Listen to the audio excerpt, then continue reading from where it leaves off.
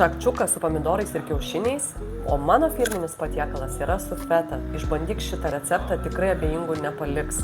Izraelietiškas patiekalas, kuris iš tikrųjų yra vertas išbandyti, jeigu to dar nebandėjai, o jeigu bandėjai tradicinį, tai pabandyk šį su feta ir kalendrą būtent dėjau šį kartą. Fantastinis receptas puikiai tavo vakarienė. Sotų, maistinga, skonį ir saldų, ir rūgštų, ir sūrų, tikrai nepaliks abejingų.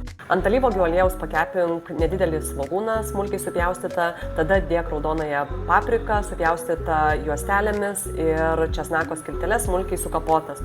Taip pat truputį pakepinus įdėk prinokusius pomidorus, aš naudojau trintus šviežius pomidorus, yra tiesiog trinti smulkinti pomidorai ir juos supyliau į keptuvę, truputį patroškinau, įdėjau mėgstamų prieskonių ir suleidau 4 kiaušinius į duobeles, kurias įspaudžiau su šaukštu. Uždengiau viską ir kepiau. Pagardinau prieskoniais mėgstamais, įdėjau feta sūrio ant pačios pabaigos ir įdėjau kalendros, bet gali būti ir petražolė. Kepk tol, kol kiaušiniai tau atrodys jau tinkamos konsistencijos.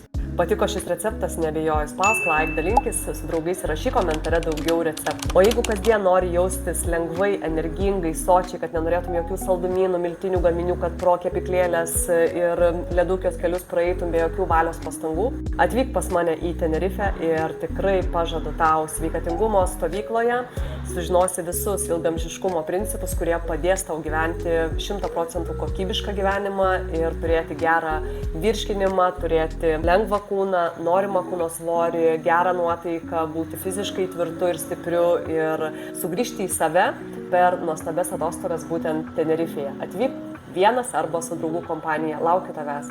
Jeigu nori daugiau informacijos, rašyk komentare noriu.